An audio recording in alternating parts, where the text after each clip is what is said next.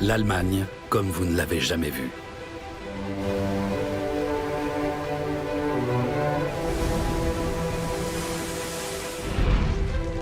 Nous allons voyager à travers le temps et l'espace.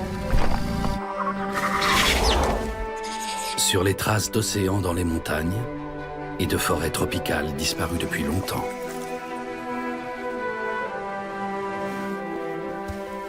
Nous verrons comment les hommes d'autrefois chassaient et comment ils ont modelé la nature.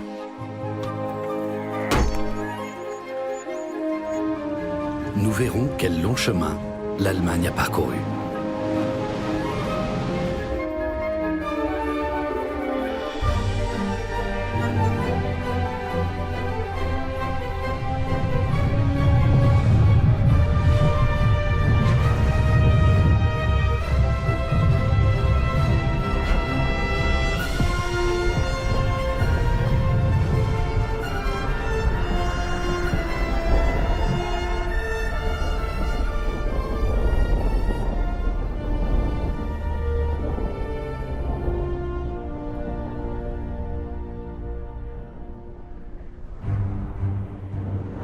Il y a 4 milliards d'années, la jeune planète Terre est une boule de feu incandescente.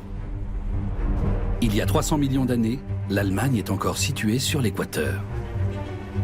Des mille-pattes géants rampent à travers des forêts de fougères. Plus tard, le cœur de la Souabe verra naître l'essor des sauriens. Couche après couche, nous mettons au jour les événements qui se sont produits il y a plusieurs millions d'années.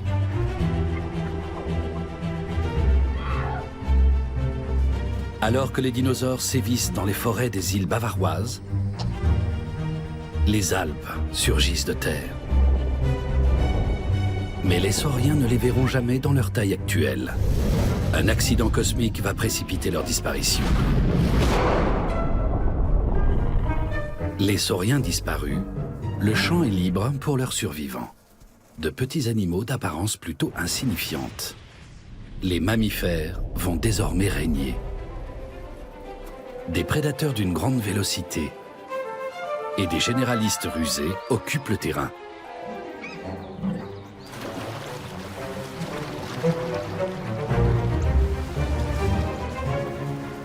Des mammifères marins conquièrent les océans. Et des troupeaux de grands herbivores envahissent les forêts et les plaines. Ils vont marquer l'histoire de l'Allemagne pendant les 65 millions d'années à venir.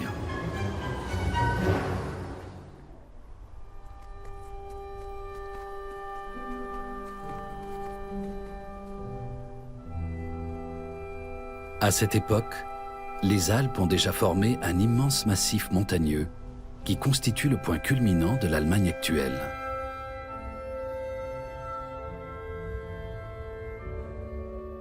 Ce massif ne cesse de s'élever vers les airs.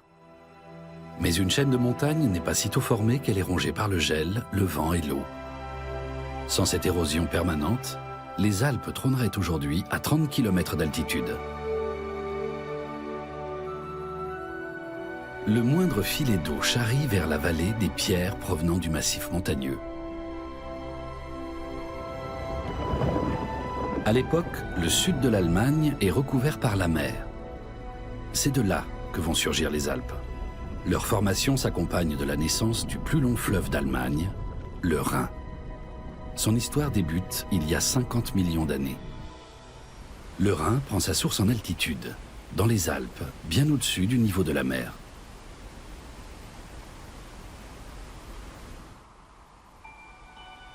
En descendant du massif, il serpente à travers les vallées, franchissant un immense dénivelé.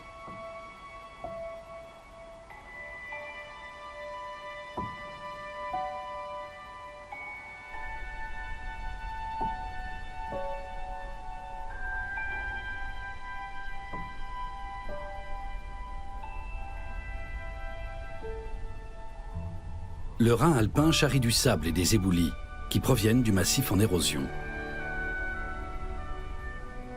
Plusieurs millions de tonnes chaque année.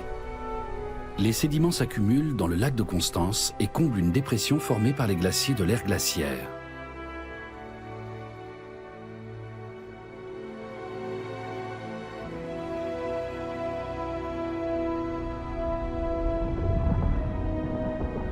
Le lac de Constance a été creusé dans la terre par des langues glaciaires.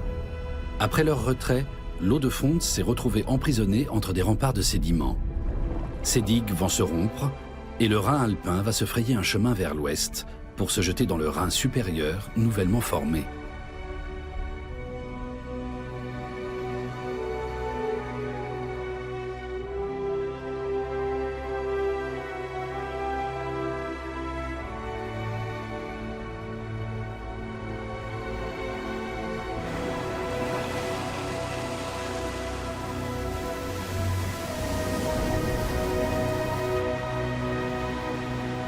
Les chutes du Rhin à Schaffhouse sont parmi les plus impressionnantes en Europe. Chaque seconde, près de 700 mètres cubes d'eau se précipitent dans les profondeurs.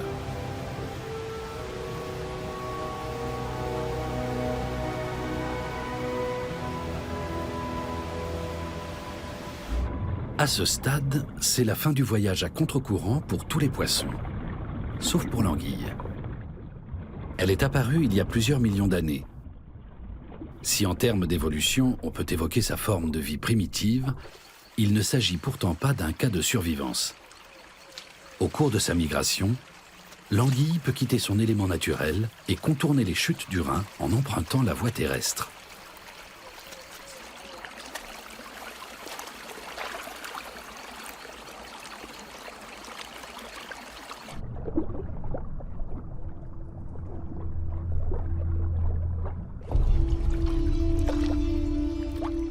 Officiellement, l'histoire des sauriens se serait achevée il y a 65 millions d'années, après la chute d'un météorite. Mais il n'en est rien.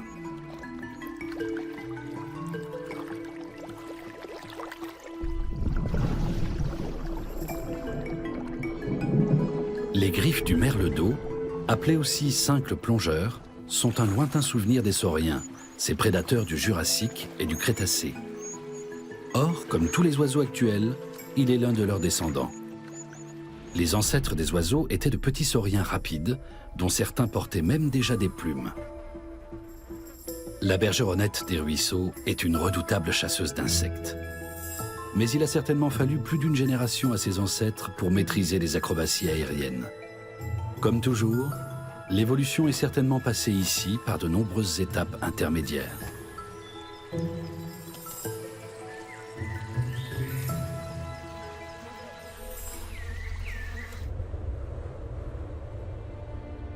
Après Schaffhouse, le Rhin borde la forêt noire, la plus célèbre forêt d'Allemagne.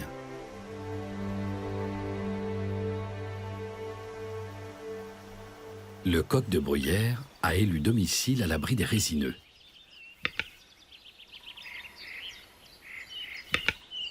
Il ne vole pas très bien, mais son plumage fait de l'effet. Une arme de séduction pour convaincre la femelle qu'un vaillant partenaire n'attend qu'elle.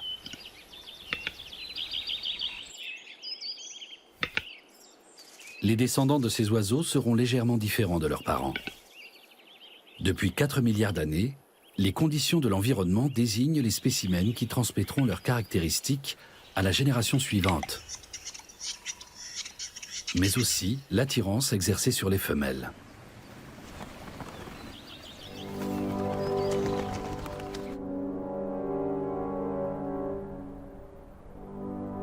Dans le monde végétal, certaines plantes ont également survécu à l'extinction. Les premiers résineux ont vu le jour dans les forêts charbonnières du Carbonifère. Parmi leurs descendants, le sapin blanc. Il peut atteindre 65 mètres de haut et ses cimes dominent la forêt noire. Cet arbre témoigne des astuces de l'évolution depuis l'ère primaire. Des graines protégées, riches en substances nutritives, et du pollen capable de s'envoler.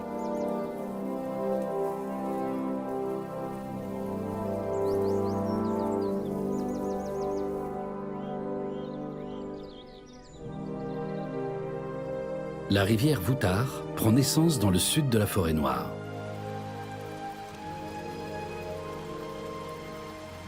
La force inépuisable de l'eau a mis au jour des couches rocheuses de plusieurs millions d'années. Le fleuve creuse sa voie à travers l'histoire de l'Allemagne, en remontant jusqu'aux roches primitives du massif de l'ère Carbonifère. Difficile d'imaginer qu'un jour, cette région verra apparaître la ville universitaire de Mannheim.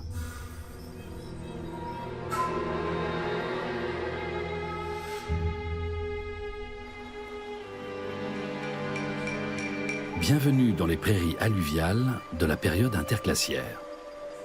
L'Allemagne a continué à migrer vers le nord pour atteindre la latitude de l'actuelle Naples. Une forêt vierge très dense s'étend là où pousseront, plus tard, les vignes du futur Riesling. Cette région abrite la moitié de toutes les espèces de mammifères connues à ce jour.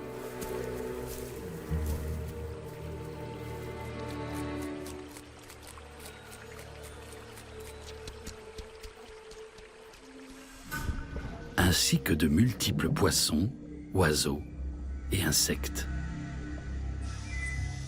La faune n'est pas sans rappeler celle d'aujourd'hui,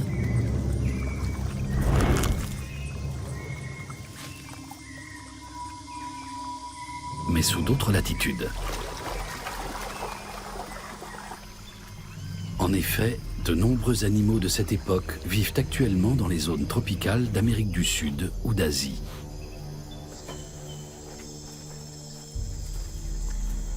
Les continents sont alors reliés entre eux par de nombreux isthmes. C'est ainsi que les ancêtres du cheval atteignent l'Amérique.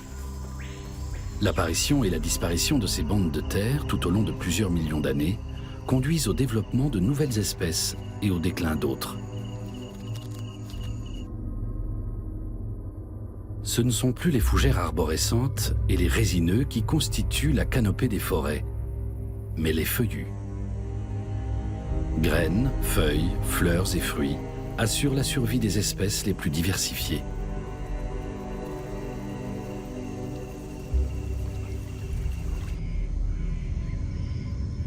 Si nous savons avec autant de précision quels animaux vivaient à l'époque, c'est grâce à un volcan de la Hesse.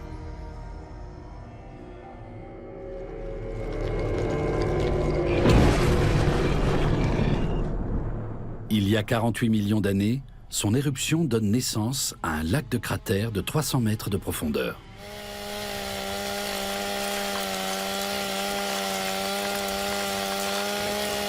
Au lieu de se décomposer, les plantes et les animaux se conservent dans le schiste bitumineux.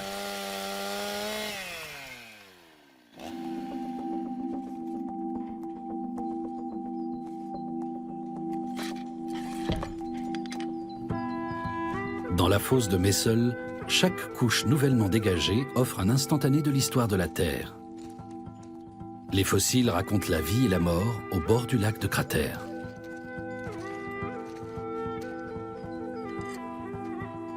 On suppose que des gaz toxiques se sont échappés du cratère. Des animaux qui s'étaient approchés trop près du bord ont dû perdre connaissance et se sont noyés. Les fouilles ont permis de retrouver de nombreuses chauves-souris qui chassaient sans doute trop près de la surface de l'eau. Le site fossilifère de Messel est classé aujourd'hui au patrimoine mondial par l'UNESCO et offre un aperçu unique de la préhistoire en Allemagne. C'est ici qu'on a découvert la plus ancienne main de primates. Les fossiles d'animaux de Messel semblent plus vrais que nature. Ils portent l'empreinte de morceaux de peau, de poils et de plumes, parfois même du contenu de l'estomac.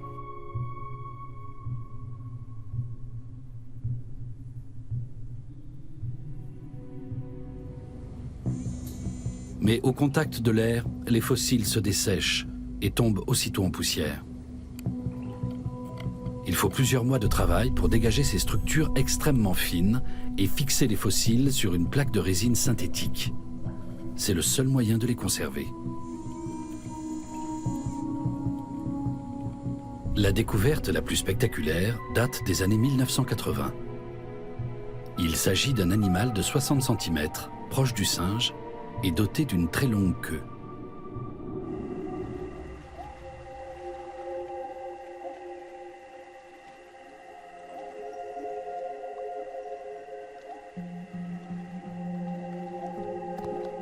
Comme tous les animaux découverts dans les roseaux, il est probablement mort empoisonné par les gaz toxiques.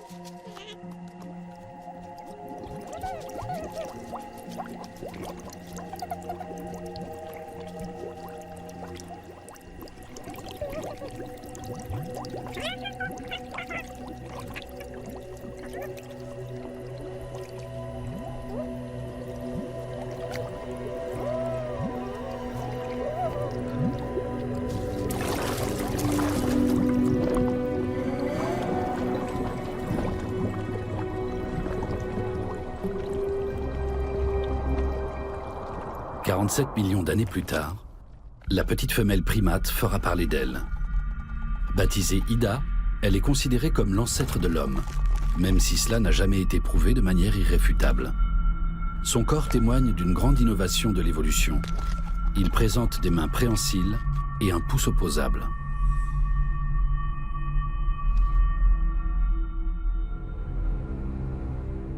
Contempler la vallée du Rhin, c'est sonder les profondeurs abyssales de la Terre. Ici, au cœur de l'Allemagne, se situe la ligne de fracture d'un continent.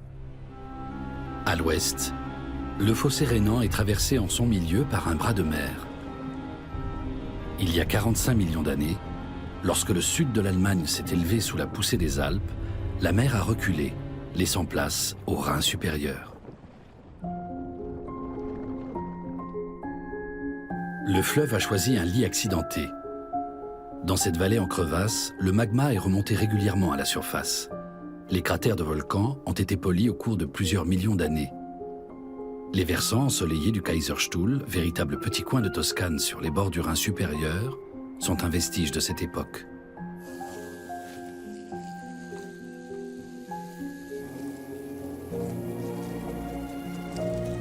La vie s'épanouit sur les volcans éteints.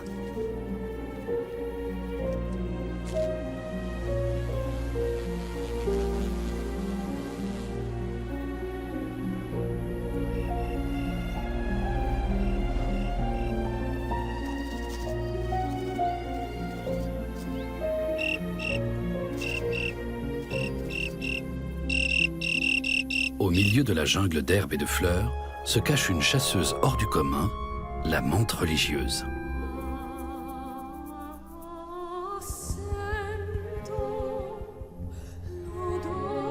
Ses membres antérieurs se sont graduellement transformés en pattes ravisseuses, signe d'une adaptation efficace au fil de l'évolution. C'est la saison des amours.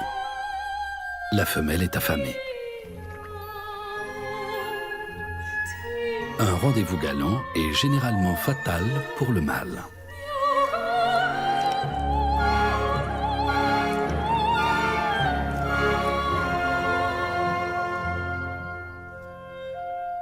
Le lézard, lui, n'a rien changé à ses méthodes de chasse originelles.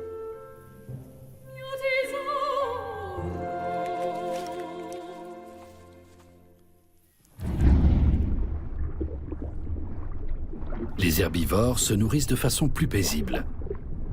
Il y a 30 millions d'années, le lamantin broutait sur les rives plates et protégées de la baie de Mayence.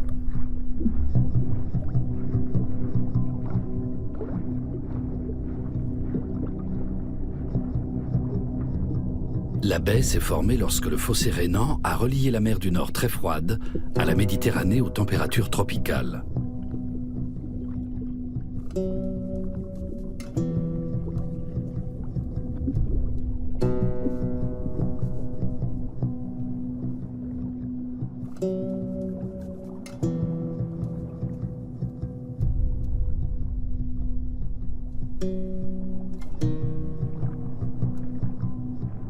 C'est aussi le lieu de passage des requins lors des migrations de frai.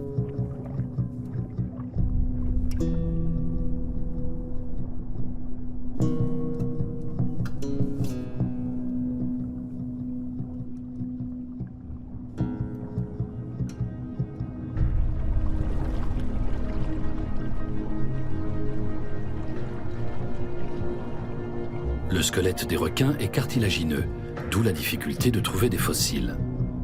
C'est grâce à la découverte de dents fossilisées qu'on pourra établir leur présence.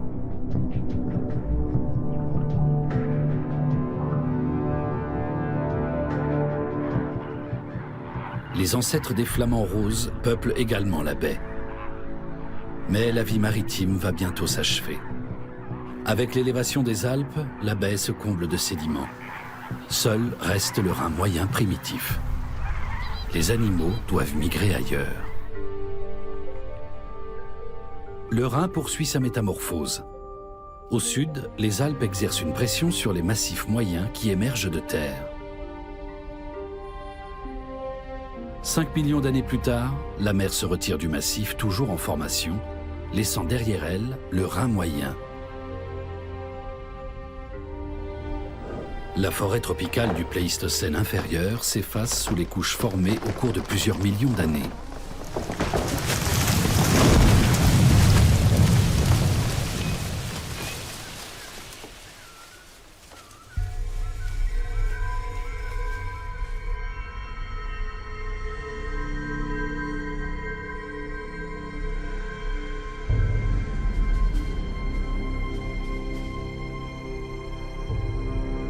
Aujourd'hui, il suffit de gratter un peu la surface de la Terre pour tomber sur des vestiges de l'histoire. Les excavateurs extraient les derniers gisements de lignite, là où des forêts bordaient autrefois une vaste côte.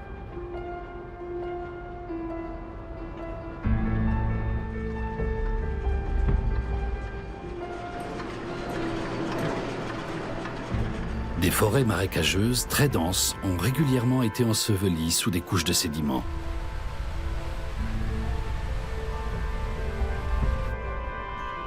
Chaque couche de lignite correspond à une nouvelle phase d'extension des forêts. Aujourd'hui encore, plusieurs millions de tonnes de lignite sont extraites par an.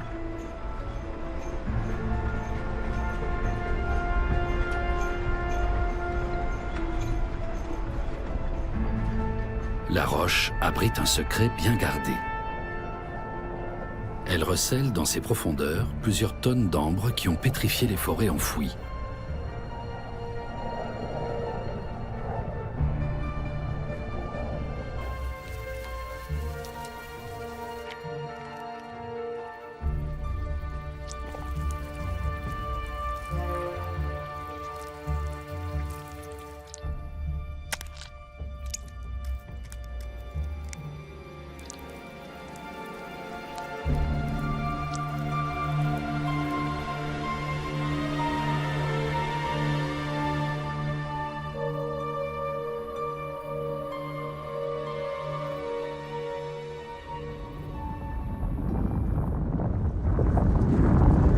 Une nouvelle couche, cette fois-ci composée de glace, recouvre une grande partie de l'Allemagne.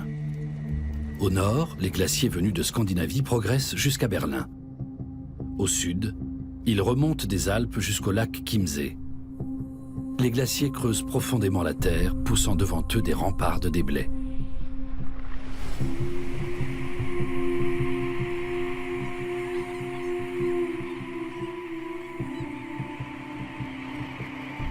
C'est le début d'une nouvelle ère en Allemagne, l'ère glaciaire. Elle rabote le pays tout entier et modèle le paysage du nord de l'Allemagne tel que nous le connaissons aujourd'hui. Rien n'arrête le vent glacé. Des animaux venus du nord qui ne craignent pas le froid migrent vers l'Allemagne, comme le renard des glaces. Même les coussinets de ses pattes sont recouverts de fourrure pour le protéger du froid.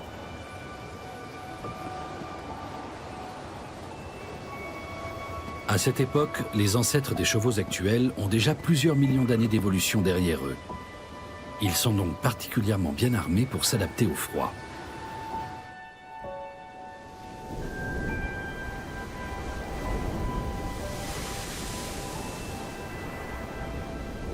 La neige et la glace retiennent tellement d'eau qu'une grande partie de la mer du Nord est à sec.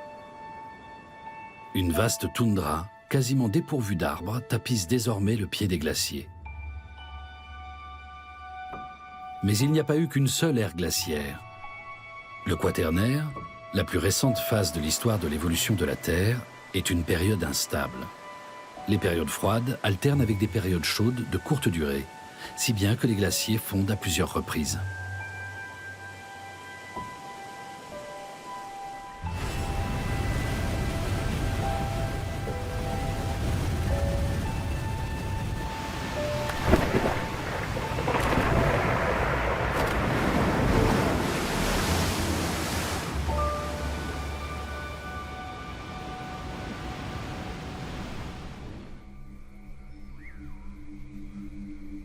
Avec la remontée du froid vers le nord, les animaux de l'ère glaciaire disparaissent. Des forêts se développent à nouveau. Les hippopotames, les éléphants et les rhinocéros remontent du sud pour peupler ces nouveaux espaces verdoyants.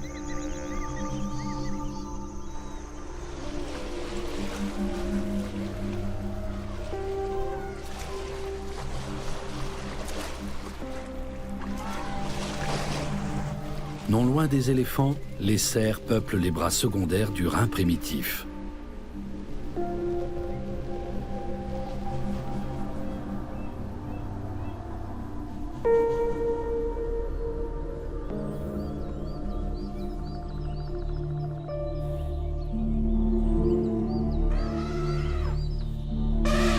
Les mammouths disparaissent en faveur des éléphants de forêt.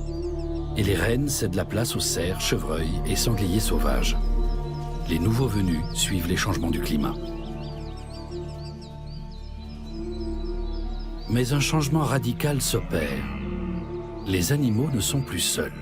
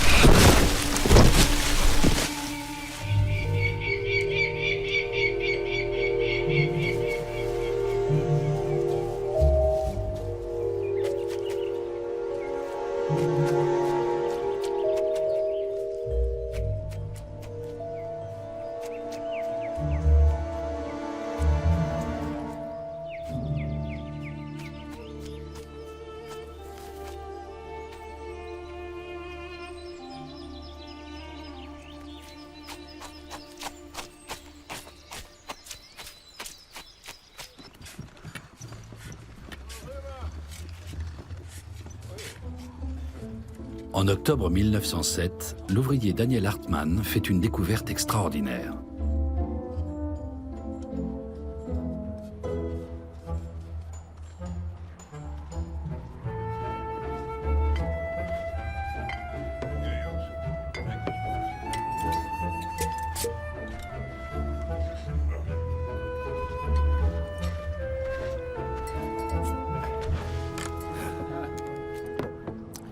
Les gars, aujourd'hui j'ai trouvé Adam.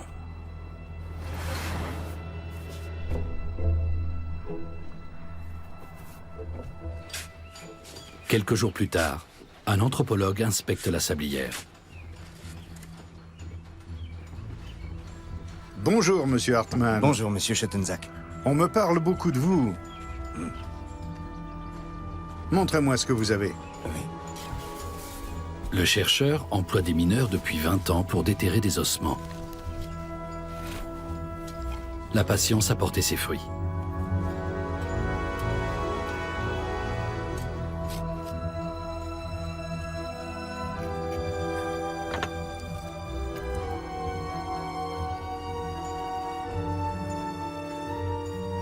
Où précisément l'avez-vous trouvé? Là-bas, au pied de la falaise. Et avez-vous bien fouillé l'endroit? Tout à fait. Vous avez trouvé d'autres morceaux? J'ai trouvé ça, ça et ça. C'est la mâchoire inférieure du premier Allemand. Son nom, Homo heidelbergensis. Avec lui s'ouvre l'ère de l'homme en Allemagne. Pendant la plus longue période de son existence, les seules traces laissées par l'homme se résument à quelques ossements. Cela ne fait que 200 ans que l'homme modèle le paysage et déplace des cours d'eau entiers.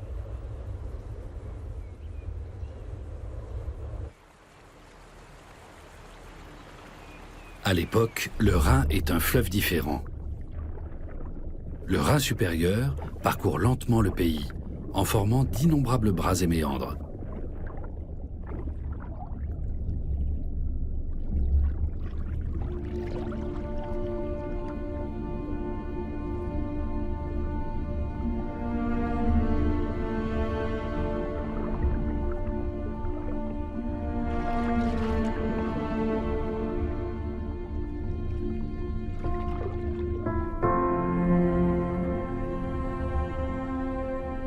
Le fleuve façonne le paysage avec ses plaines inondables et ses bras morts.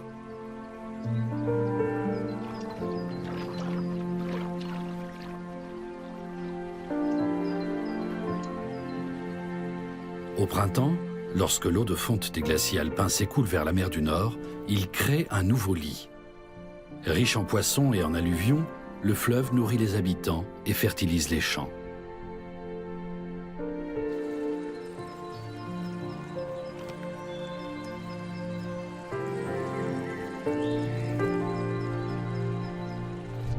Notre rapport à la nature, qui nous apparaît tour à tour sauvage et romantique ou menaçante, n'est qu'une question de culture.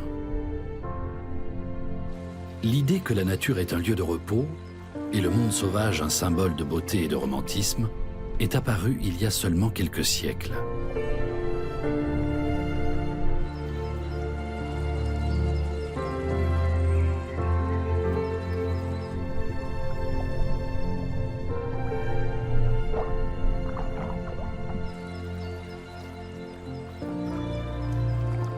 On est bien loin de cette vision sur les bords du Rhin supérieur au début du XIXe siècle.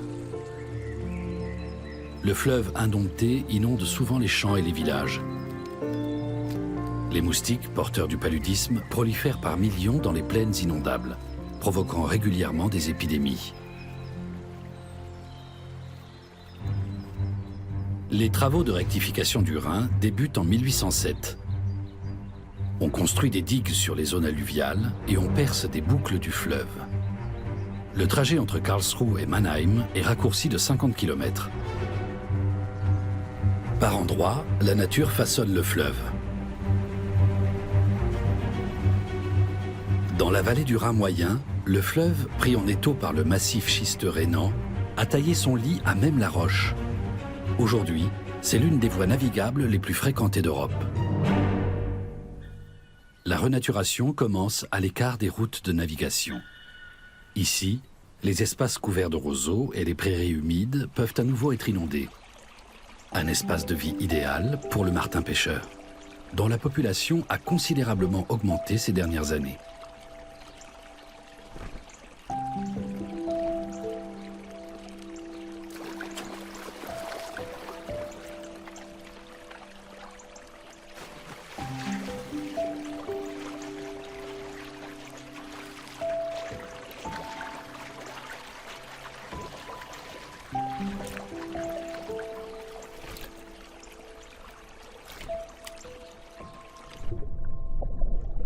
La vie aquatique reprend également là où les eaux usées ont été filtrées avant de se déverser dans le fleuve.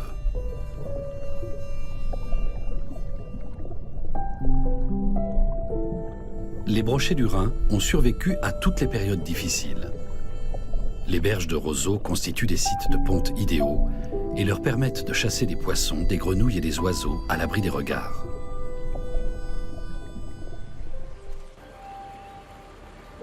De sa source à son embouchure, le Rhin est un fleuve marqué par la main de l'homme. Les Romains s'installent sur ses rives pour occuper le pays. Ils introduisent l'énologie en Germanie et construisent des terrasses sur les versants qui bordent le fleuve. Grâce à eux, le Riesling, le Pinot Gris et le Pinot Noir continuent de conquérir le monde.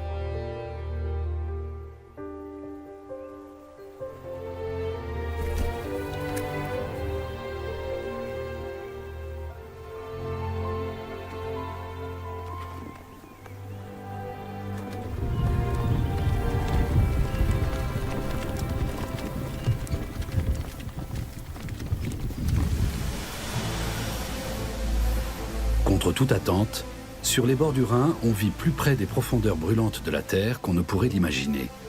Le Namédière verte abrite un geyser d'eau froide avec la plus haute éruption du monde.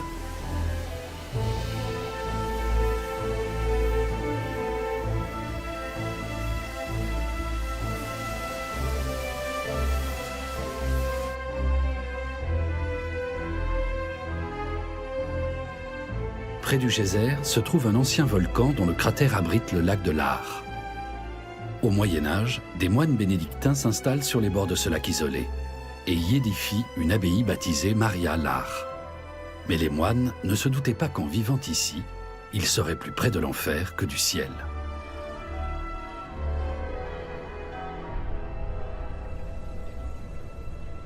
Les volcans éteints de l'Eifel peuvent en effet rugir à tout moment. Dans 10 000 ans, ou peut-être déjà la semaine prochaine, nul ne le sait.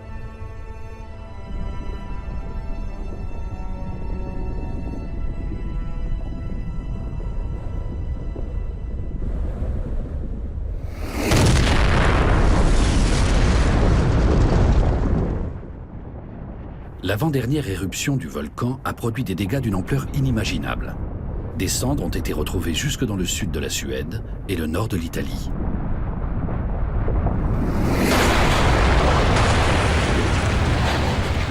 Pendant plusieurs jours, des courants de braise projettent des cendres et des laves volcaniques dans les vallées. Ils forment un talus de près de 30 mètres de haut qui retiendra pendant plusieurs semaines les eaux du Rhin et de la Moselle.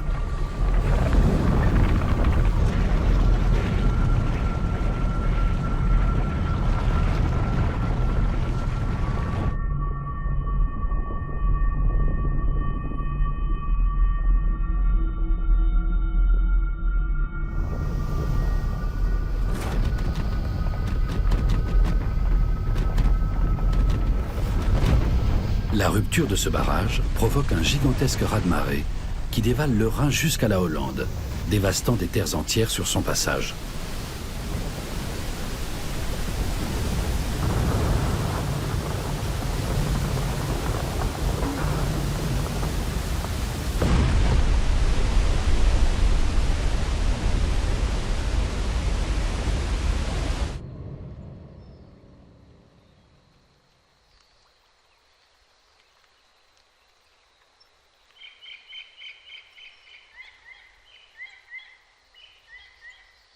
À un jet de pierre des volcans de l'Eifel vit un descendant potentiel de l'Homo heidelbergensis.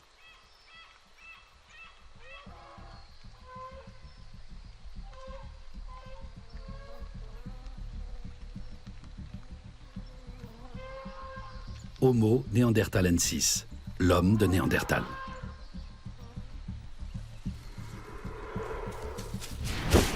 Pendant longtemps, on l'a cru à tort inférieur à l'homme moderne.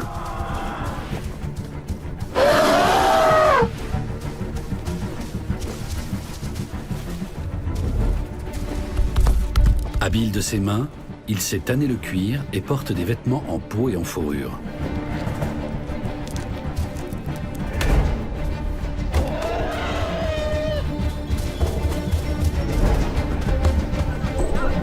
L'homme de Néandertal connaît les repères les plus sûrs et les meilleurs terrains de chasse.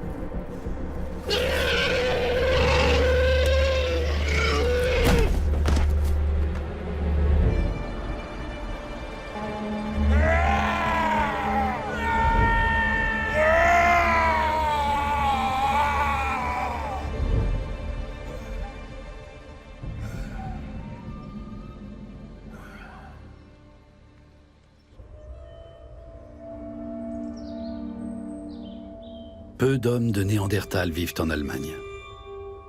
Les groupes sont très disséminés et ne se croisent que rarement au cours de leur pérégrination en quête de nourriture.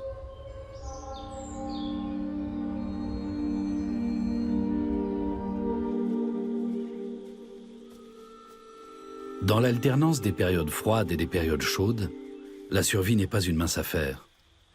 Pendant les périodes les plus froides, les glaciers chassent les Néandertaliens hors d'Allemagne. Mais le premier homme finit par s'adapter au froid. La survie dans les forêts des périodes chaudes n'est pas plus aisée. Les gorges abritent des chevreuils, des rhinocéros et des éléphants de forêt, mais aussi des lions et des hyènes. À chaque changement climatique, l'espace de vie se transforme.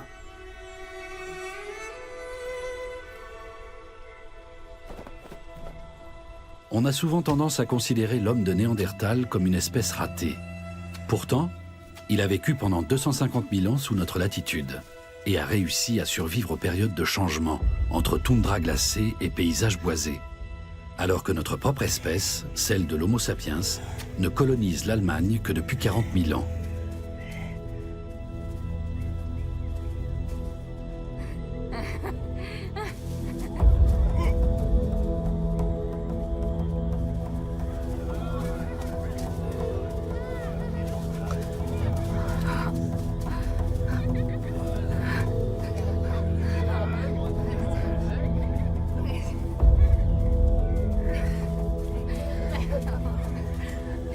On ne sait rien de son langage, mais d'après l'anatomie de sa gorge, il était parfaitement en mesure de communiquer par des sons.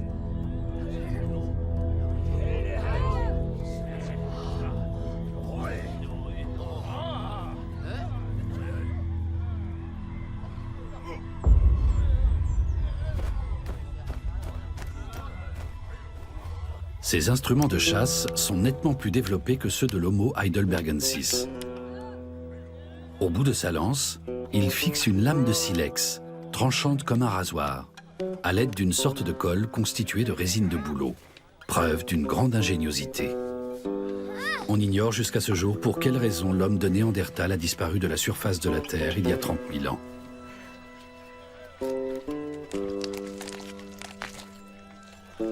Dans son long périple depuis l'Équateur, l'Allemagne a subi d'importants bouleversements. Des hommes parcourent désormais les forêts. Dans plusieurs dizaines de milliers d'années à peine, ils apporteront la dernière touche au pays.